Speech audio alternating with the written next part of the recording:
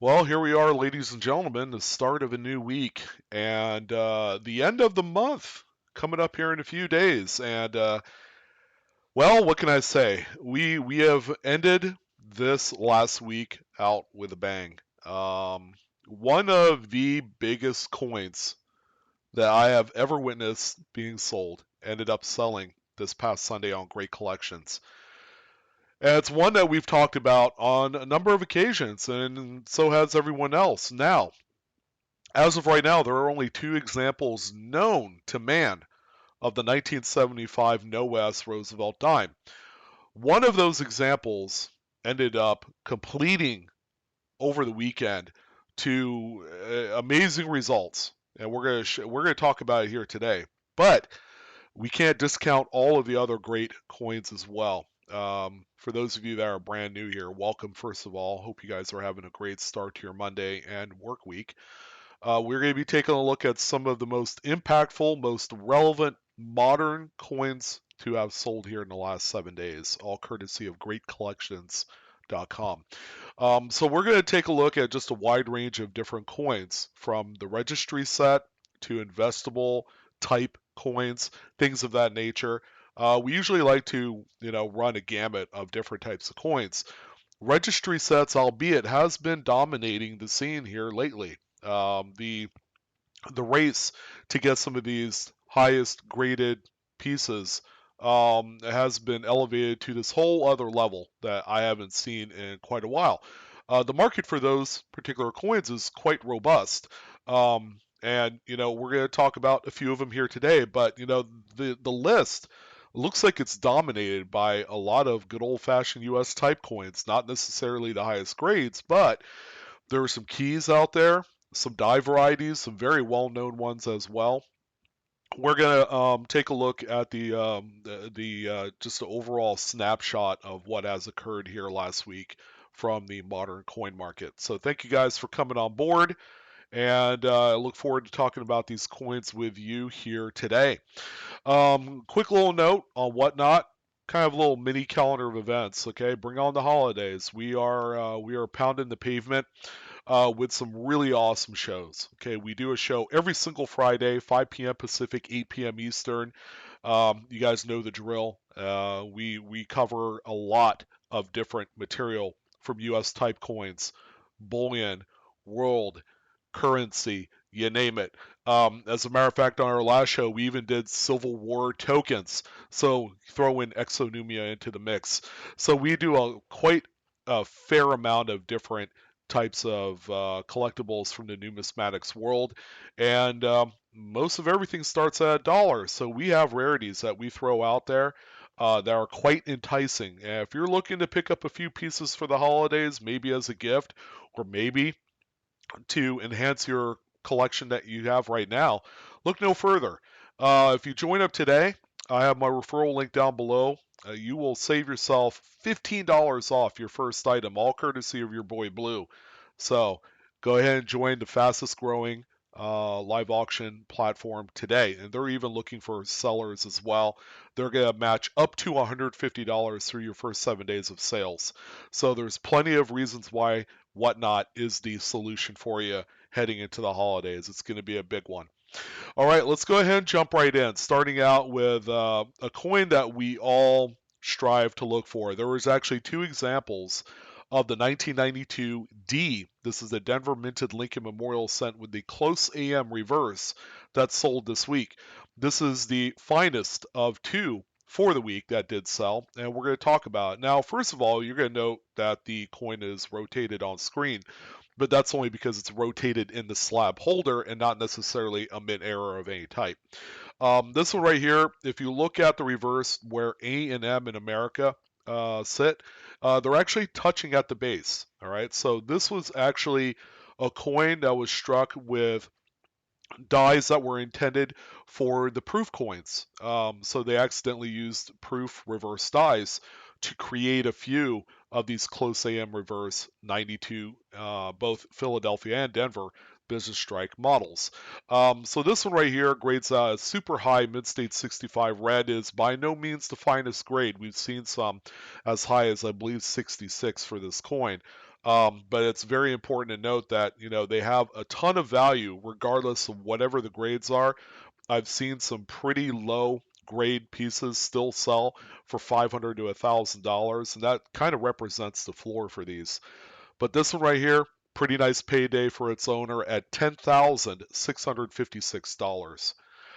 We also have this one here, probably more better suited for a registry set. I believe this is not the finest grade of a 1980 Lincoln Memorial set. This one right here comes in at a mid-state 67 plus full red, and this one ended up selling for $1,181.25.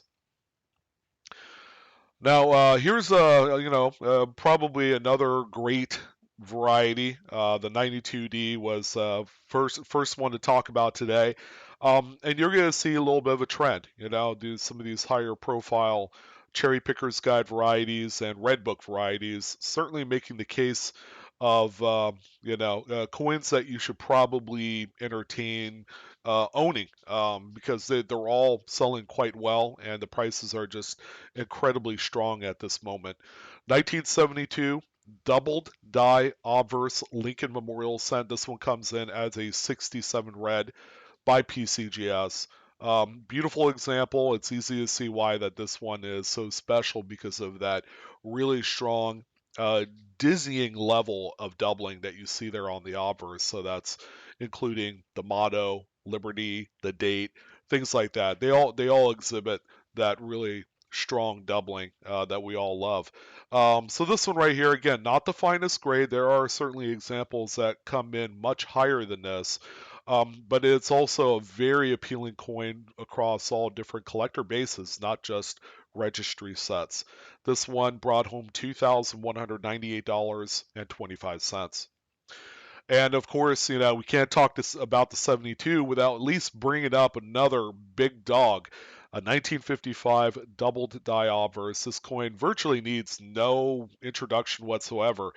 It's a coin that speaks for itself, and it's the king of kings of varieties. There's nothing else that compares quite like this one.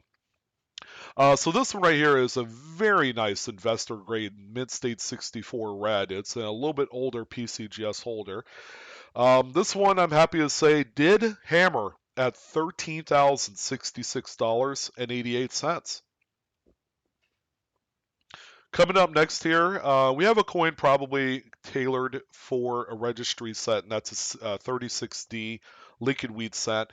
Now, let's talk about the fact that there are a number of Denver and San Francisco minted coins of the 30s, predominantly from 35 to 39, that are all very well struck. Okay, and they present very nice, and they are cherry pickable for around $10 or less per coin.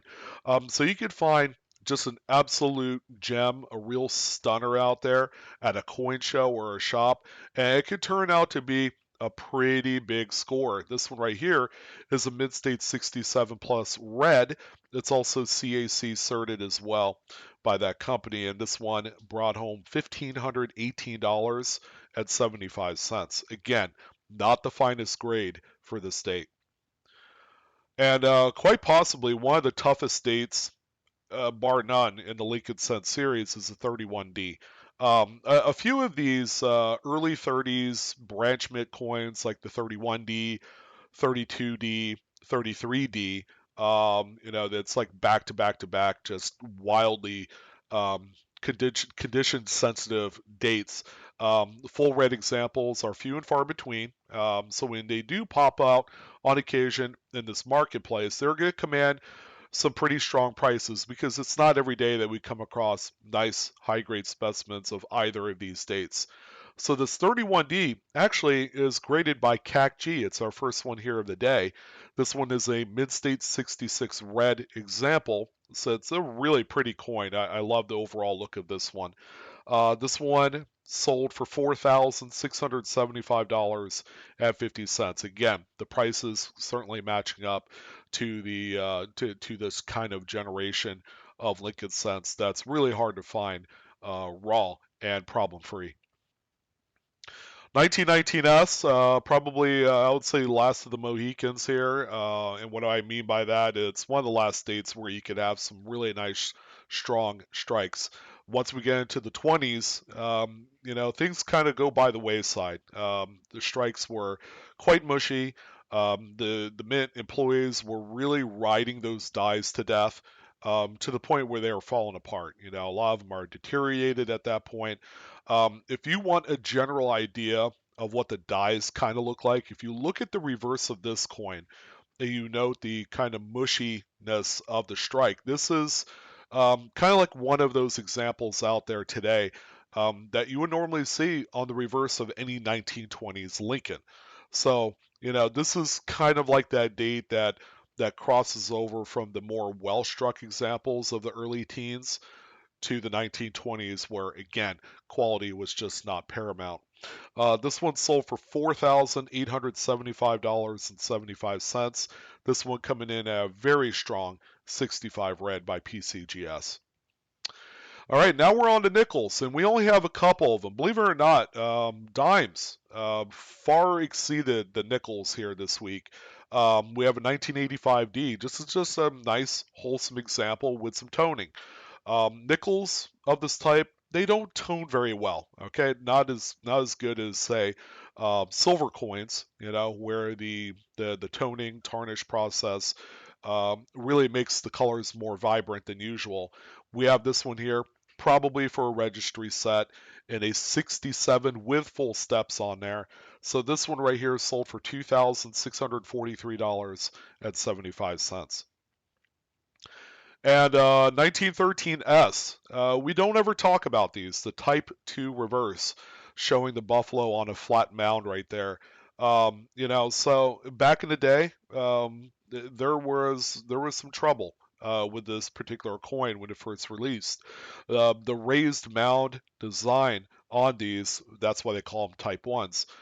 They didn't wear too well. All right, they've noticed that 5 cents in that area on the reverse wore out pretty quickly. And, at the same vein, it also wore out the dates kind of quickly as well because, they had to modify the dies.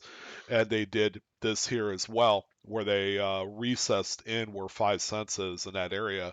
So that way it had more longevity through circulation wear. So that's what they did here. And, along with that, it was a coin that didn't get a lot of buzz. People knew of the reverse design change a little bit, but it didn't make them want to go out and collect these, especially in high grades. So, with that being said, a lot of them did circulate quite a bit. So, finding nice, pristine examples like this one here are quite tough in today's market. This one is a pure 64 grade. It looks good. It's also CAC certified as well. And this one sold for $1,528.88. A very nice investor slash US type level of coin. This is a great one. If you could own one of these, that'd be a great addition to any collection. And here we are. Yeah, one of these did sell. This time on Great Collections. We've seen some. We saw one sell on, I think, Stax Bowers, and then another one. I don't know if it was on Heritage, um, but first time out for Great Collections with a top five rarity in modern coins, and that's this one here.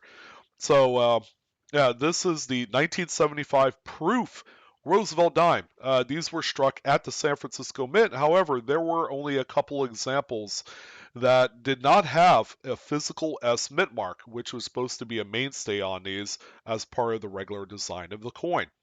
So the two examples were found in proof sets from a California collector that ended up ordering a number of these sets. I think she ordered like five of them, and two out of the five had the Roosevelt dimes completely devoid of an S mint mark.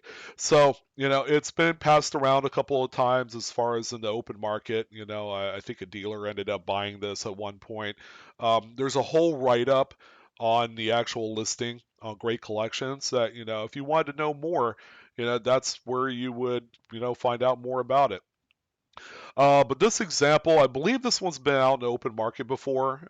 There's been a lot of speculation that this one would hit $500,000, and it did. It hit that, and then a little bit more. This one ended up selling for $506,250.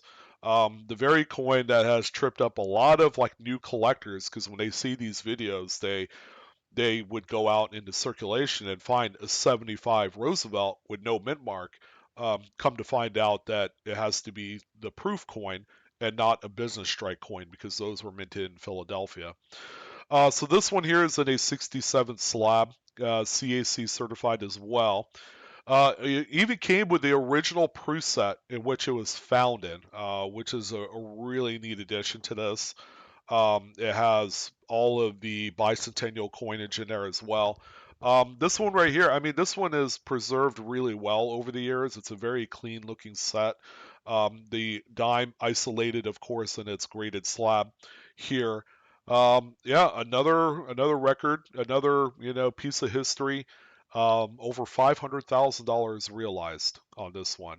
One of the rarest modern greats that we'll ever lay eyes on. There could be another one in another proof set somewhere, but as of right now, there are only two examples, and this is with all the press that's been going on with this coin.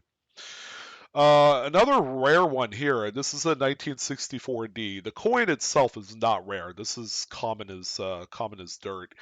However, it was encapsulated in a sample slab. This one here is the doily style of slab, but it's also a prototype. This one has the rounded corner label that you see there at the bottom. So it's been rumored that a few of these were made, as kind of like trial type slabs. So this isn't a case where you buy the coin first and then grade secondary. This is all about the slab that gives it all the collectability here. So for this doily sampler, this one sold for $1,518.75. We also have a 1941. Again, we don't cover these that much. This one certainly deserves a little consideration because it's toned quite quite thick. This thing, if it wasn't for the true views provided by Great Collections, we wouldn't really know what the true color is of this coin. So if you want to look at those photos, just go to the listing on greatcollections.com. This one right here, CACG graded this one as a Proof 68 plus. Beautiful coin. I've owned a few of these Proof Mercuries in the past, and they're special. They're really cool. They're very well struck coins. A lot of them are decently mirrored. Not a lot of them exhibit the cameo frost that we normally associate with proof coins. $5,962.50 was your hammer. And we also had a 31, a little bit tougher date. This one comes in a very well struck 66 full bands CAC green bean as well. Beautiful piece with some light yellowish toning throughout. This one, $1,209.38. And I believe this is the last dime of the group, and it's one that I love talking about because of its grade, and that's a 16D. Um, Still very much a very very expensive coin, even in some of the lowest grades. This one right here exhibits a nice full rim on the reverse. Kind of those grades of like VG10 and up is where you guys see that. This one is graded in a very old Annex holder. This one actually had the ANA hologram on the reverse with the little kind of like Aladdin's lamp affair. This one's a really cool coin, and even in fine 12, it's a very collectible piece, selling at $2,964.38, right? I mean, it seems pretty pricey for this coin, but it is what it is. The cost of ownership of a 16D these days, not cheap at all. All right, now we're on to quarters. We have a couple of nice ones here. How about a 61 Philadelphia? This one is actually the revered Type B reverse. All right, so proof dies were made or used to strike up a few of these business strike Philadelphia dates. And there's a few of them as well. This is referred to as the FS 901. You can see a really nice detailed leaf touching the top of the A in dollar, whereas the regular ones aren't going to be as sharp. So this one here is a mid-state 66 plus by PCGS, and it did sell for $1,293.75. And yet again, another coin we don't talk about that much. 1950 proof Washington quarter, beautifully frosty example here. It's not a deep cameo, which is no problem. It's a beautiful coin with decent mirrors, especially on the obverse. It's a date that you traditionally don't see any frost whatsoever on any of the devices. This one comes in at Proof 68 Cameo through PCGS, and it did sell for $3,318.75. Spectacular variety. I think a lot of us tend to forget that this one is even on the map. 1937 FS 101 doubled die obverse. It's a very strong doubled die. You can see it quite well on the date and on the motto "In God We Trust" on this one. How about mid-state 64 here? It's a very decent average, kind of choice grade. Beautiful coin, quite expensive. If you were able to find one in AU and higher, it's going to end up being a nice find for you. $5,175 was the final sale realized on this one. We also do have a couple Standing Liberty quarters. How about this beautiful, wholesome original 1923 featuring incredible luster. You have very nice light peripheral color all throughout. Yellows, a little bit of russet brown in there, and it's light enough that it's not offensive at all. This one right here is a great looking mid-state 67. Nice high grade. Doesn't have quite the full strike, but it's okay. CAC certified as well. And another great sale here at $5,906.25. And here's one, ladies and gentlemen, that is very cherry pickable without a readable date. Now, this is a good for example of a 1916 Standing Liberty. Only 52,000 of these were produced, and quite a fair number of them did circulate a lot, especially during the Great Depression age era of our country. So this one right here in a good four still has somewhat of a readable date. The bottom of the six is very legible here.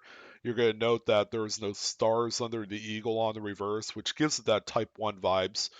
CAC certed as well. There were actually two examples of this that did sell this week. The other one, a little bit better. I wanted to kind of showcase one where the date is barely legible, as kind of a primer for what you're going to be looking for. So this one right here, even in good four, ended up hammering for $5,118.75. 1973 Kennedy half dollar. Obviously, registry set all the way for this one is a mid-state 68 bomb. My goodness, that thing is quite the high grade. And if you ask anybody, what's the likelihood that you could get a grade above like 66 on some of these 1970s Kennedys? They're going to tell you you're crazy. Generally, these things all circulated, especially through the casino industry. A lot of them were quite beat up. Very few of them were saved at nice high states of preservation like this one here. So I was more than shocked at the price as well. $3,459.38 was the cost of ownership, and someone did buy in. And probably a nice sized Kennedy registry picked this one up for some extra points. And then, of course, because due to popular demand, people did like the toned 40% Kennedys, which kind of like opens up a whole new world of possibilities for these. This one right here is a mid-state 67 plus, so true beauty too. Man, this thing's awesome. One-sided type, which leads me to believe that this probably could have been a roll ender out of a BU roll. It's possible. This one here is a 67 plus. Check out the color palette on the front.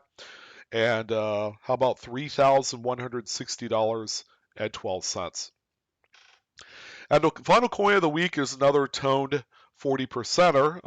Not as I don't know, not as crazy as the previous example, but this one here is a 67, a nice high grade. I think this one supports more the grade than it does the color.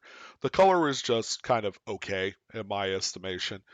So this one right here ended up hammering for $1,957.25. All right, well, that's going to go ahead and do it for this video. Information in this video is for educational use only, not financial advice. Again, collect and or grade your coins responsibly. I'm your host, Sean with Blue Ridge Silverhound. Thank you guys again for another fine show. You guys are amazing. You guys have a wonderful rest of your day. Don't forget to like, share, and subscribe. Come check me out on Whatnot. I will be on this afternoon at 3 p.m. with another show. And have a great week. You guys take care now.